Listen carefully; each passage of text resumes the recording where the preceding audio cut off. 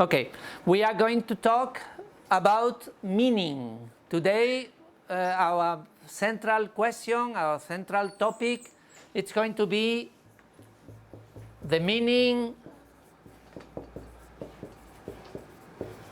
of meaning. In Spanish, meaning is significado. Which part of linguistics studies meaning? Which area, which branch of linguistics studies meaning? Anybody? Semantics? Any other? Semantics? Only semantics? Any other branch of linguistics that deals with meaning?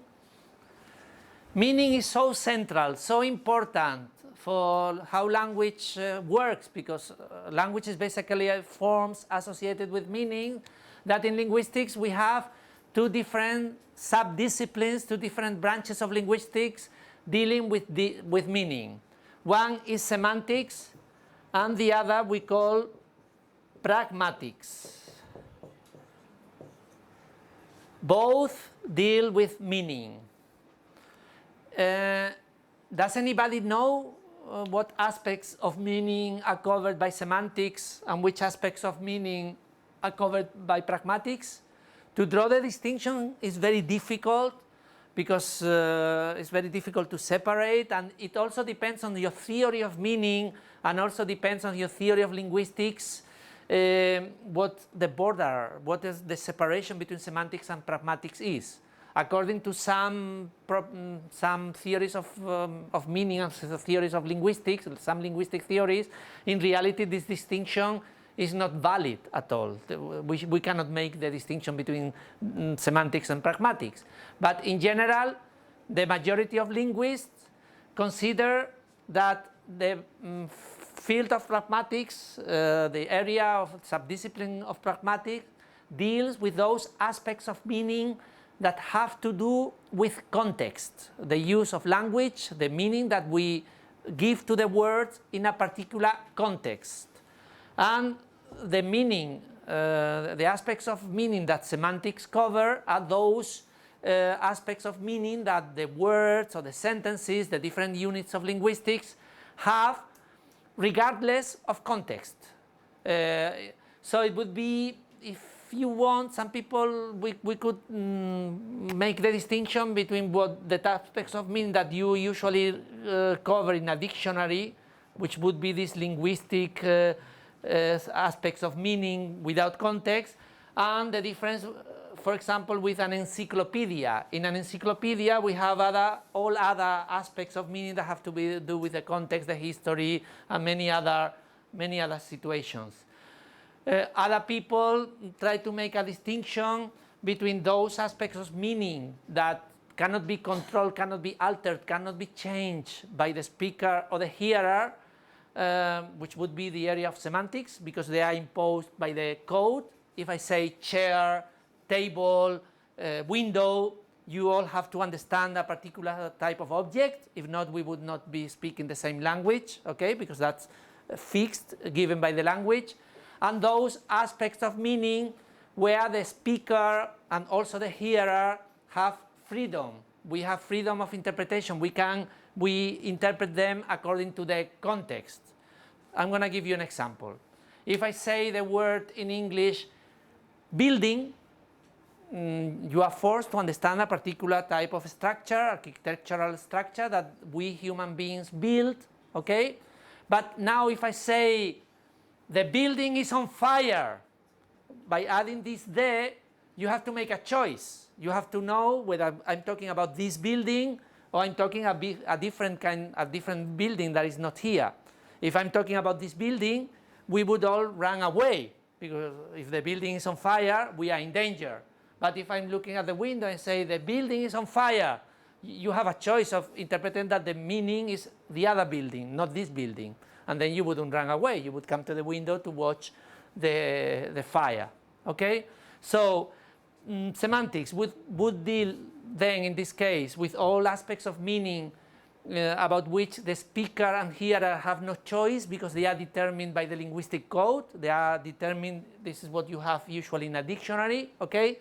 And versus pragmatics would deal with all those aspects of meaning that have to do with the use of language in a particular context, okay? We will see probably in another lecture what are those areas of that pragmatics talks about nowadays, okay? Today we are going to be dealing about the basic idea of meaning and how meaning has been interpreted and studied in linguistics, which is not a simple object. We have not a simple subject. We have been dealing with aspects with this question of meaning since at least the time of the great Greek philosophers, since Plato, Aristotle, Socrates, the sophists before even Socrates. They have been dealing with what is this notion of meaning, how do we use words and what do words mean, and so it's one of the most complicated issues. And the fact is that we don't know what is the meaning of meaning. We don't really know what meaning is. I'm going to give you, and just to go over the other branches of linguistics that we have seen up until now, all of them have been related somewhat with meaning. We have been talking about meaning all the time because meaning is central to the nature of the linguistic sign. In sign, in any sign, we have a form and we have a meaning, okay? And so, for example, in phonology, we have talked about meaning because we have said that the phonemes are the basic unit, the minimal units of linguistics that do not have meaning on their own, but that allow us to distinguish meaning through, for example, the use of minimal pairs. You remember, if I say bed, I mean one thing, but if I say pet, I mean a different thing. So changing one consonant, replacing it by another, I get a different meaning. That's the basic that we use, for example, to determine the phonological system of the different languages. If I found minimal pairs between two pairs of sounds, and I could distinguish, therefore, different meanings, I knew that this distinction was important psychologically and categorically for the speakers of the language because it allowed them to distinguish meaning. Okay, so in phonology, meaning, the phonemes do not have meaning, but allow us to distinguish meaning at the morphemic level. Okay, in morphology, we also talked about meaning because there we had the morpheme, and the morpheme is the minimal unit of linguistics that has a meaning. Okay, where we establish this relationship between the form and the reality. Now, what are, and this is basic in the study of semantics and also pragmatics and in the study of meaning in general, what are the relationships that we can have between a form, a linguistic form, a sign, the signifiant of a sign, and the reality, the meaning.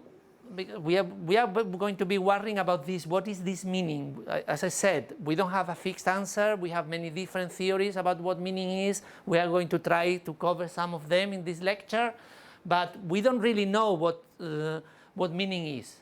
But what we can do is to try to establish some of the relationships that we find both in nature and in the linguistic systems between the forms and the particular meanings that these forms have, okay? And for that, we have the important work, or the important distinction of an American pragmatist, an American philosopher called Peirce. And Peirce established a categorization of signs according to this relationship between the form and the meaning, how it was established, and this is one of the central distinctions, and that are very useful for language. We are going to talk about this a lot today, but these are central concepts in language. According to Peirce, there are 3 different types of sign with regards to what is the relationship, the type of relationship that is established between the form and the reality that this form represents through the sign.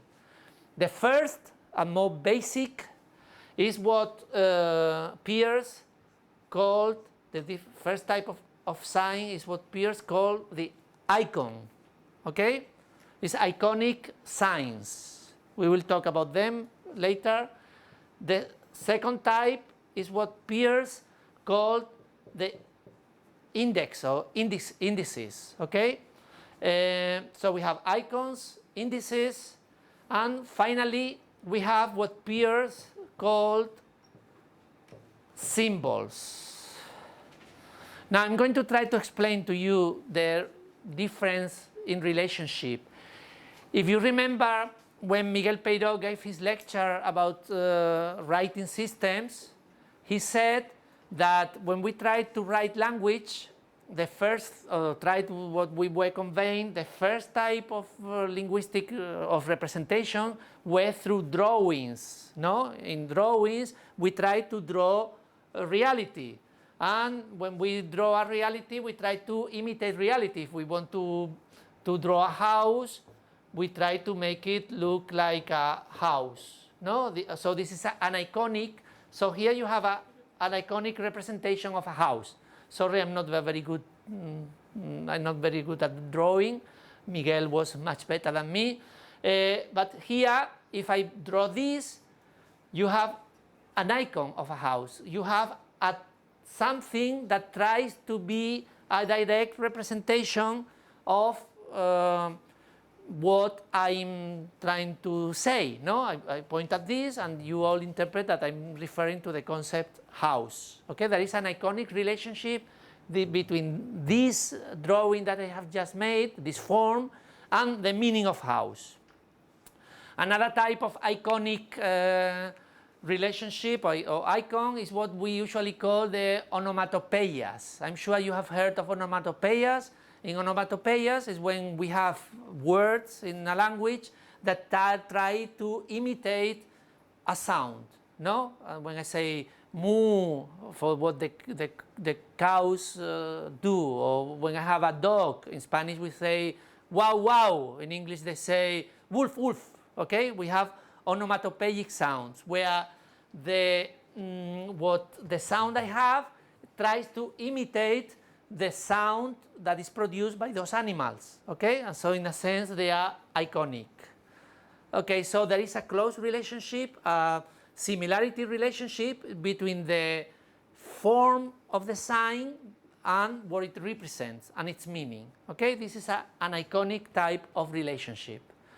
Now, a very different type of relationship, but also very basic, and that we find it in nature very easily, and it's not an artificial creation or anything, but it's something that is natural, is what we call indexical. Indices through an index. I'm going to give you several examples and you're going to understand it. For example, and this is probably one of the first ways of communication we developed as humans. Okay, if I walk in a particular place, imagine I'm walking in a beach in the sand, I'm going to leave a footprint. In Spanish, we call it una huella. No, we leave a footprint. Okay, we as humans, from very early on, probably since the origins, since we are Homo sapiens, and probably even further back to Homo erectus and our ancestors, differently from other animals, we were very good at interpreting these footprints. So we saw a footprint and we could tell many things. No? We could tell if it was a human or if it was an animal. If it was an animal, we could see if it's an animal we can eat or it's an animal that can eat us. No? If it's an animal we can eat, we will follow the footprints and try to find the animal, kill the animal and eat. So, because now when you see a footprint, what do you interpret? Oh, an animal has been here. And you can even tell how recent the footprint was, and you can tell what direction the animal was following. So if you know it's an animal you can eat and that you are hungry and you need to eat, you need to hunt this animal, you just follow the footprints and get the animal and kill it. If it's an animal that is very large or very dangerous and I know that this animal can kill me, I will not follow the footprints. So you understand that's basic for our survival. And we, from the beginning, were able to interpret many of these indexical signs that we found in nature. Another type of index. If I see smoke in the distance, what do I automatically assume? That there is a fire, okay? So the smoke is an index, it means that there is fire, okay? So that's another type of index and another type of sign. Now, what is the relationship between the form and the meaning in an index? Now it is not similarity as it used to be in the icon. It's not similarity. The footprint is not similar to the animal. There is contiguity, there is contact. No, the animal left the footprint. The fire produces smoke, okay? There is not a similarity relationship, it's just a contiguity relationship. In a sense, it's the same relationship that we find later in language in what I'm sure you have heard these terms in what we call metaphors. No, a metaphor which is based on similarity versus a metonymy, which is a relationship in meaning between words that are due to contiguity, to contact, not to similarity. Okay? So, for example, I gave you an example the other day. If I tell Danny, échame una mano, or give me a hand, he's not going to cut his hand and give it to me, although that's what I literally mean. Okay? Hand, in this case, is a synecdoche, is a metonymy that represents the whole of the person. Okay? So I want Danny to come to the Feria de la Ciencia and give us a hand. Okay? That's metonymy. Metaphor is very different. So icons and indices are very powerful types of signs and peers, but we can find them, they are sort of natural. They are related. There is a close relationship between the form and the meaning. In the case of the icon, there is a relationship of similarity. In the case of the index, there is a relationship of contiguity or contact. Okay? Now, symbols. This is the most powerful kind of signs. And this is the one that gave rise to natural languages used by the humans. And this is the ones that are most frequent in human communication systems. And they are the most powerful because now we have forms that have nothing to do with the meaning. We establish an arbitrary convention and we decide that a word like chair means this kind of object, window means that kind of object, table means a different kind of object. But table, chair, window, as words, as sounds, have nothing to do with the reality they are talking about. So we are at a more abstract level. We are at the level of abstraction. Some people, some researchers believe that human beings are the only ones who can have this kind of signs, symbolic signs. They say that all communication systems by animals are either indexical or iconic. If you think, for example, the dancing of the bees, I don't know if you have heard of the dancing of the bees.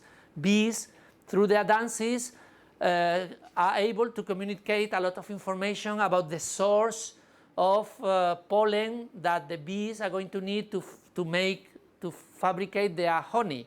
So they have to point to the explorer bees that come back to the bee colony.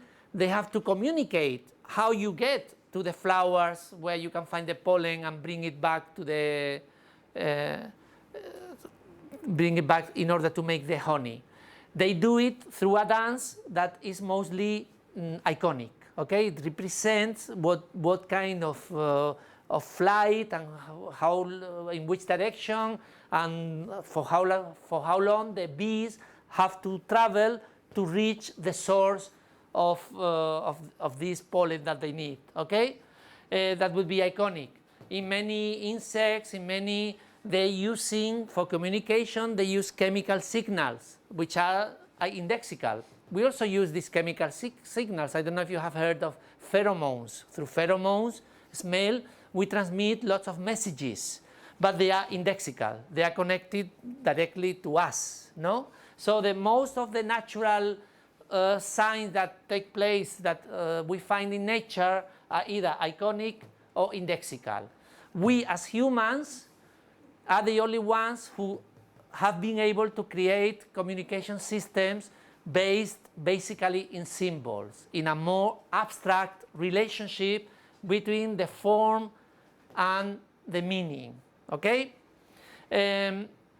So our natural languages are composed basically of these signs that are symbolic in nature according to the classification of Peirce, and where we have an arbitrary, conventional, is not iconic usually, relationship between the form of the sign and the meaning. Even in sign languages that many of you are studying, which are more iconic than oral languages. Nevertheless, even though there are many iconic signs in sign languages, most of them are arbitrary and conventional for the most part. And although the degree of iconicity is greater in sign languages, but they are basically result of a convention, of an arbitrary convention that where you have discrete signs that mean particular things. Okay? Okay, this classification of Peirce is really important. Another relationship that we have to take into account was established in a book by Ogden and Richards in 1923, which had the title of this lecture, which we started this lecture. The book is called The Meaning of Meaning, and they established what we call the semiotics triangle. So we have the form of a sign, no? We have the meaning of this sign, and then we have the reality, the reference, what we are talking about when we are using a particular sign. Okay, so we have form and the reality. We can also call it the reference of this particular sign. Okay, now it's going to be very interesting to try to understand this triangle and the relationship that are established between the form, the signifiant of a sign, the meaning of a sign, and then the reality. This would be what we are referring to in the real world. Okay? Now, notice that we have direct connection between the form and the meaning, and also we have a direct connection between the meaning and the reality. Okay? But we don't have such a straight connection between the form and the reality. Forms, particular linguistic forms, particular signs, do not refer directly to reality unless you have a very special type of theory of meaning. Usually you make it go through this notion of meaning. But now, and this is going to be the basic idea in this lecture, what is meaning? How do we define meaning? What kind of entity is meaning? How do we study meaning in linguistics? Or what answer can we give to this question, to difficult question of what is the meaning of a particular form? What is the meaning of a particular sign? Okay? It doesn't matter if it is symbol or index or icon. What is this meaning?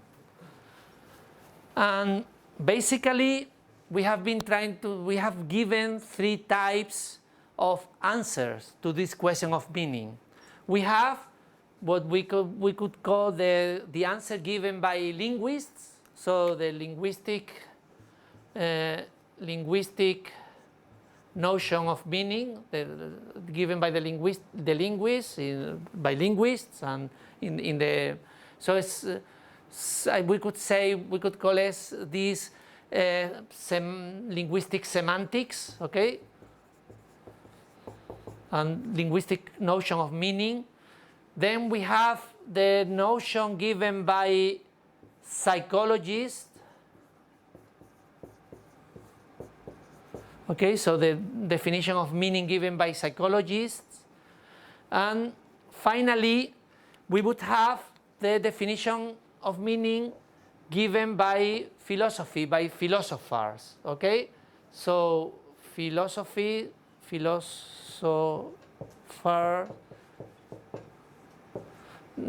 Definition of meaning. So we have psychologists, here I should say linguists, the linguist definition of notion of meaning, psychologist notion of meaning, or psychological and philosophical notion of meanings. So we have three different ways researchers, investigators in general have approached meaning. I'm sure you studied in Spanish language last semester, you studied semantics and you studied meaning. What did you study when you studied semantics and you studied meaning? You studied the relationships between words, no? You established like a great semantic net, no? With semantic fields and you started to establish relationships between the words, no? And so for linguists, the definition of meaning is the semantic relationships that you establish between the words. I'm going to give you an example. If I have the notion, the word dog, okay, what is the meaning of dog? In order to determine the meaning of dog, you look at what relationships does this word dog establish with other words, no? What is dog? Dog is a mammal, no? You would say that all dogs are mammal. So dog is so you would have this type of relationship, is a mammal. At the same time, mammal is a type of animal. Okay? Then you also have, what kinds of dogs I can have, no? And here you can have different type of dogs. Anybody can give me an example of a species, a different species of dog, different kind of dog? I don't know, spaniel, or I don't know, there are many different kinds of dogs, okay? Now we also have relationship between dog and another type of animals, or other type of mammals and animals. We have that dog is related in some sense as a kind of mammal like a cat, okay? And we establish all of these types of relationships, and we can also have parts of dogs, no? Dogs have 4 legs, they have a head, they have different parts of the animal, no? So I establish all of these type of relationship, and I create all of these big semantic networks where I have these semantic fields and the meanings of. I have synonym relationships, antonym relationships, part of relationships, hyperonym relationships, hyponym relationships, all kinds of relationships. And in the end, what I have is a whole network of words that are defined in terms of other words. Now, what is the problem with this approach to meaning? And I'm sure you have studied the semas, and sememas. And now, what is the problem of this approach to meaning, the linguistic approach to meaning? The problem is that it's circular. In a sense, it's just a blah, blah, blah, blah. It's like when you try to use a dictionary and you start looking for words and try to get what the meaning of words is in a dictionary, And unless you already know the language and unless you already know the basic units, what they mean, you are not able to make sense of a dictionary, because one word gives you words, but then you go to other words, and it ends up being quite circular. You understand? We define the words in terms of other words, but we are not saying really what a dog is. We just are relating dog to other words, but what these other words?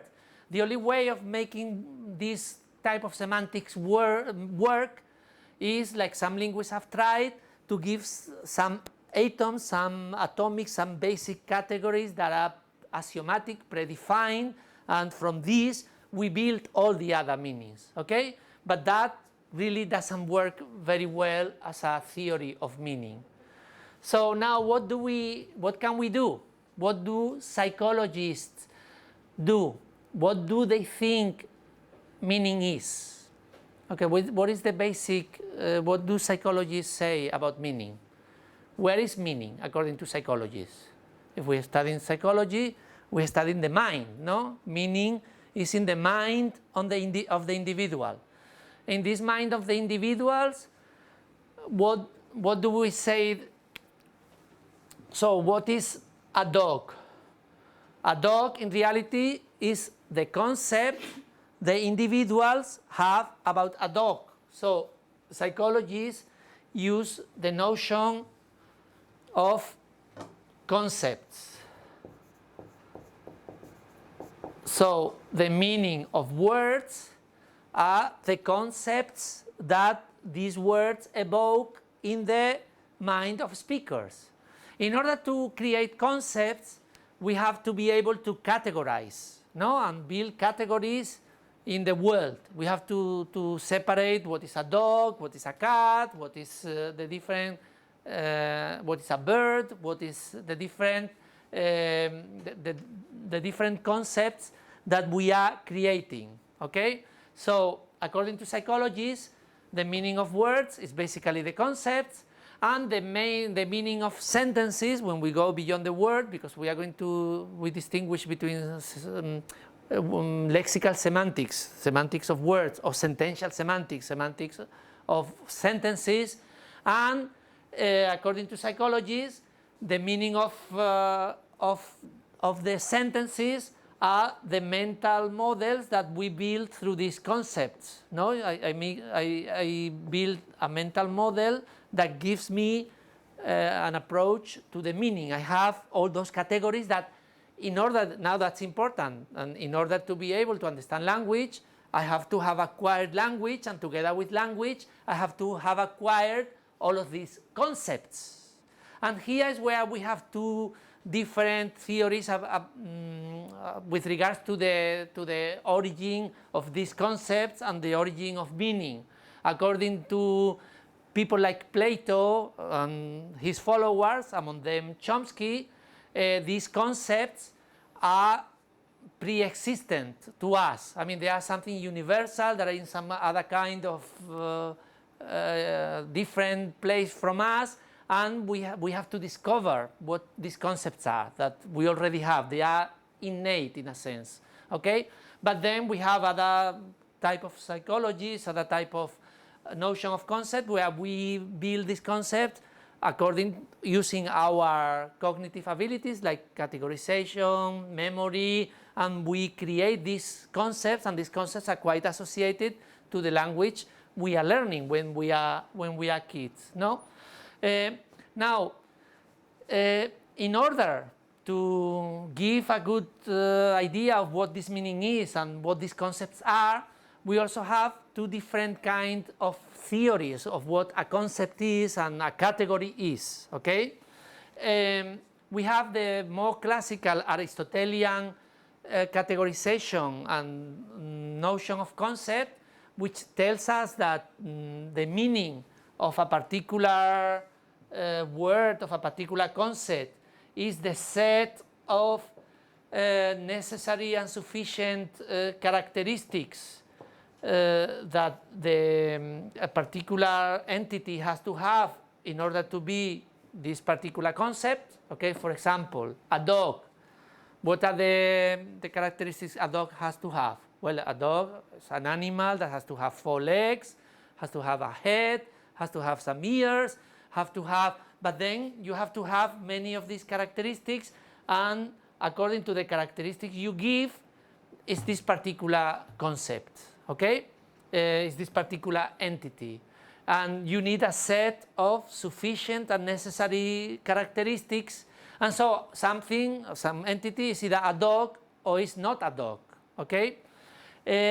This Aristotelian notion of categories, notion of concepts, have been, in the last 40 years, it has been put into question by the cognitive scientists, who prefer to talk about a more prototypical, a notion of concepts based on prototypes. And I'm going to give you an example so you understand this notion of the prototype. According to this new way of categorizing, new conception of what a concept is, when we say a word, we say any of these concepts, it's easier to use a more general term like bird. If I ask you, okay, what is a bird? What is the concept of bird? You would say, oh, if I use an Aristotelian the Aristotelian way of defining categories, I would say a bird is an animal that flies, no, has wings and flies, have some kind of beak, no? I would list all the categories. But then someone can ask me, oh, but a penguin, is a penguin a bird? Yes, it's a bird, has some kind of wings. But does a penguin fly? No, a penguin does not fly. So what is a penguin? Is it a bird? Is it not a bird? It doesn't fulfill all of these categories, all of these characteristics that make a bird bird, because it doesn't fly.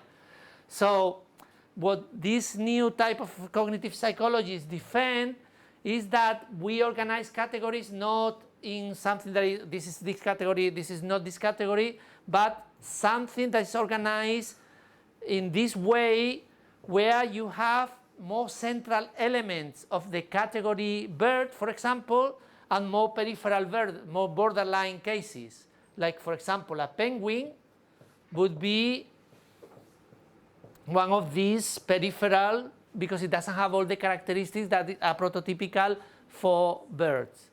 If we have something like a sparrow, or a small bird, or more typical type of bird, it would be more central, okay? Now, take another example, and this example comes from the philosopher Wittgenstein, which was one of the first who questions this classical notion of category and concepts. Is the Austrian philosopher Wittgenstein, okay? Wittgenstein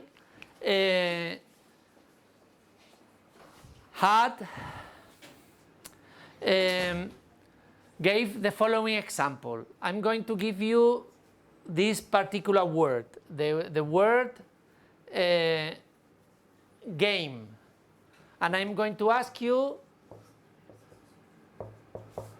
what is a game? Can you give a set of characteristics, a set of traits, a set of that you would say, okay, a game has to be this, and this. And what fulfills these characteristics is a game. What doesn't fulfill these characteristics, doesn't have these characteristics, is not a game, okay? So it's all or nothing. This is the prototypical, this is the traditional way of defining categories or defining things. You have to have this list of properties. Okay. In reality, the notion of game is so rich that you cannot use a particular list, because you will also always find games that do not fulfill many of these characteristics. But nevertheless, we would call them games. Okay. So Wittgenstein talked about that in language, what we are doing with linguistics and with language is, in a sense, is using not the traditional Aristotelian notion of what a concept, what a category is, but a more fuzzy, less well-established notion that he called family resemblance. We manage to know what a game is because we have certain characteristics that make some games similar to other games, and we have, and again, going back to this prototypical category, we have games that are more central, more game that we would all readily say, oh yeah, this is a game, and then there are more peripheral, but then there are all of these characteristics that game can have, because you could say, oh, a game, something that has to be played by several people. No, but then you say, oh no, but I have lots of solitary games, no, that I play myself. In game, we have to have winners and losers. No, but I have games where nobody wins. In games, we have to have, so we have all these type of things that what we have is more of a structure of things that are games that share certain characteristics, and all of them together form this notion of game. Okay, so this would be the psychological or psychologist's view of meaning. Meaning are concepts. These concepts are based on categories, and these categories are based either on prototypes or in this more general family resemblance model proposed by Wittgenstein. Okay? Now, what is the problem with this type of idea about meaning? Now, probably the most important problem, and this is why it was rejected by many philosophers, although from nowadays I would say that this psychological cognitive perspective of meaning having to do with prototypes and this notion of family resemblance by Wittgenstein is the most extended, but nevertheless, for some philosophers, it had a very basic important problem, that it was dependent on the individuals, no? So, and according to which individual you were examining, meanings would change. And philosophers, this type of philosophers we are going to talk about now, do not like this idea of having the meaning, such an important thing as meaning, depending on people and on the minds of people. Okay, so if we see this triangle again, semiotic triangle, we had said we have the form of the sign. Here we would have the concept, that would be the meaning according to the psychologists, the concepts and the mental models that we build from these forms. And then here we have the reality, the reference. Okay? For some philosophers, and we are going to talk about them right now, and this idea of having to depend on the psychology of the individual, of having to depend on some such subjective notion as concepts, was not good, and they tried to build a kind of semantics that connected directly the forms and the reality. Okay? And this is the third theory of meaning that we are going to see today, the meaning of we call philosophical theory of meaning, or we can also call it formal logical theory of meaning, or even a model theoretic notion of meaning. Okay, so this philosophical, we just are going to call it philosophical notion of meaning. And I'm going to try to explain this to you, although we would need, many hours to really explain in detail, but I'm going to try to explain to you how the philosophers, also logicians, this is very dependent, if you have ever studied logic, very dependent on logic. Okay, what do we say is the meaning of the words, or the meaning. We are not going to use concepts. We say that concepts are not good for that. We are going to go directly to reality. Okay, and now you have to pay attention to this, because this is where things become really interesting. So imagine that I have a word like man, or the one we said earlier, dog. Okay, what is the meaning of dog? What is the meaning of man? What do I have to do to compute, to know what is the meaning? Okay, I have to go to the reality. I have to go to the world, But not only to this world where we live. I have to consider all possible worlds, real worlds and all the worlds of imagination, and an infinite number of worlds, and not only the world right now, but the world how in the past and the world in the future. Okay, all possibilities I have to take into account, and dog would be the conjunct, conjunto in Spanish, the conjunct, or sorry, in English they say the set, for conjunto they use the word set, of all the individuals, all the animals that we would call dog,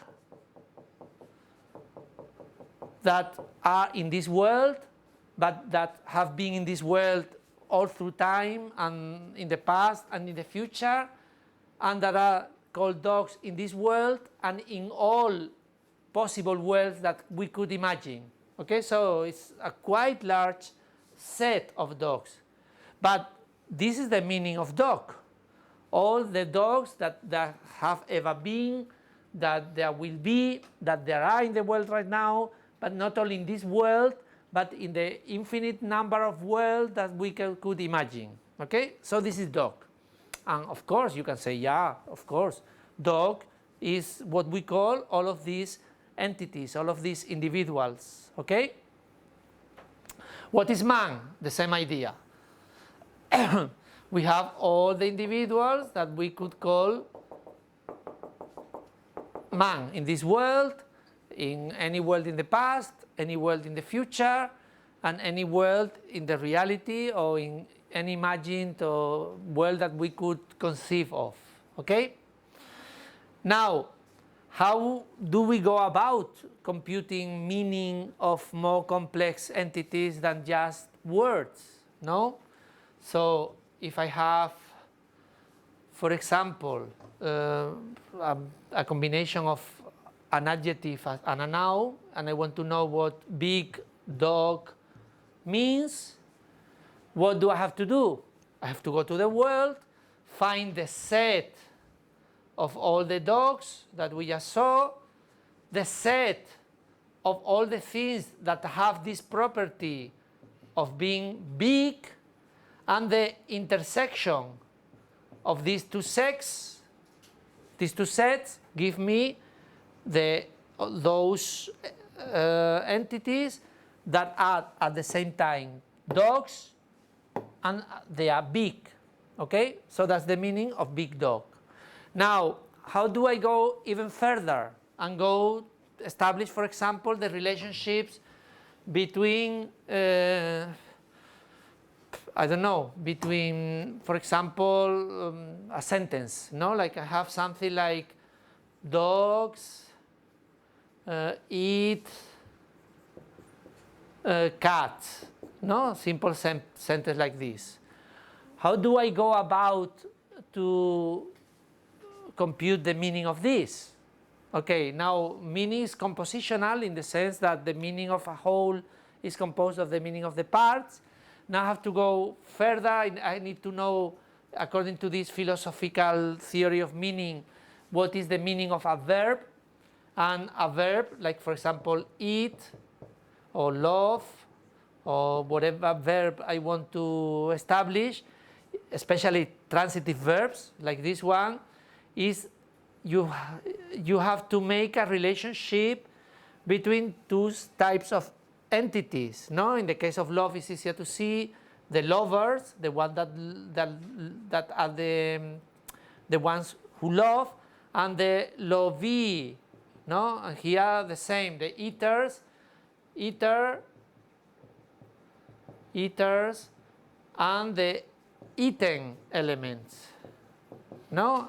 So, and I have to establish a relationship where you have certain elements that are eaters and certain elements that are eaten. And this relationship I have to build for all the objects that have ever been, that will be in this world and in all possible worlds. Okay, so you see, it becomes to get really, really complicated in this, because I have to take into account. And now, if within these relationships that I establish through this category of it, this relationship, it is basically, all verbs are basically relationships between elements, no? Between the participants of the actions. If I find that all dogs fulfill this property, that they eat all cats, that they eat cats, then I can say that this sentence is true. And this notion of true or false is the basic idea behind of what is the meaning of a sentence in this model theoretical or this philosophical approach to meaning. The meaning of a sentence is those conditions that have to be given in the world by which I can make the sentence true. So now notice, in model theoretical semantics, in this philosophical type of semantics, in order to find out the meaning of a word or a sentence, I have to go to the world and check if what I'm saying really is true or false. That would be in the end, that's what all meaning amounts. You go to reality and you check. If I say there is an elephant in this room, you go to to the world and see, oh, this room, in this room he's talking in this particular room. There is this property of some objects in this room. There are chairs, there are people, there is a camera, there is a computer, there is even a projector, but there are not elephants in this room, no? The conclusion is that this sentence, there is an elephant in this room, is false. Okay, that's the meaning of the sentence. So the meaning of the sentence is the conditions that you have to have in order for that sentence to be true in a particular now this philosophical conception of meaning is based on a very important concept, which is a concept created by Gottlieb Frege, a very important philosopher of the beginning of the 20th century, who established what we can call the compositionality principle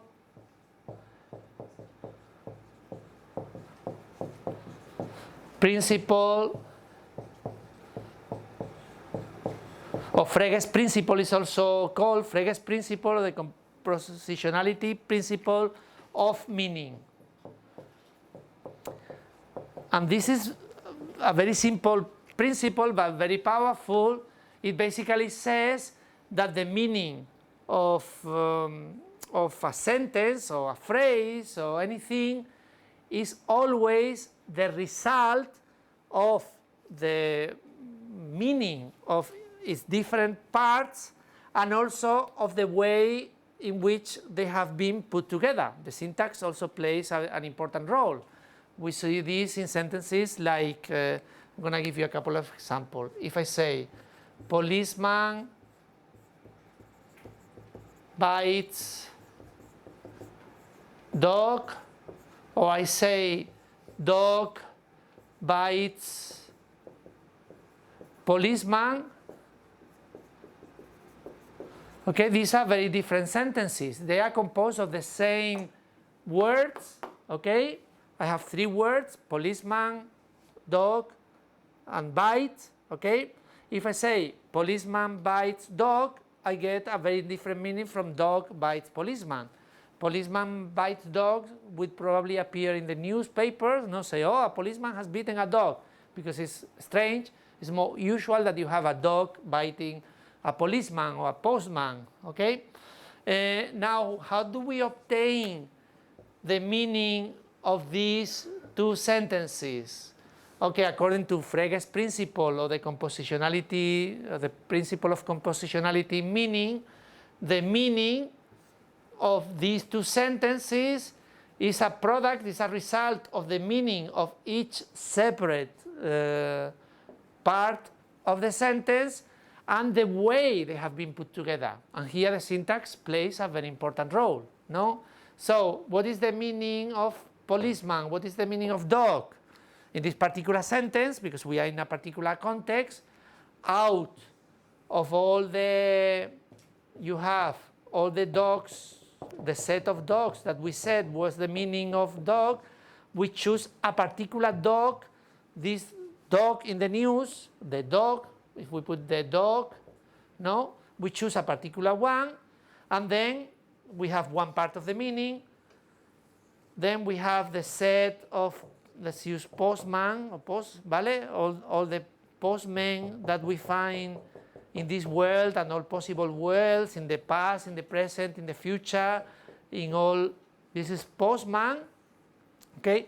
And we have, in this particular sentence, we have a particular postman in mind, and now we see at the relationship between these two entities, this dog and this policeman.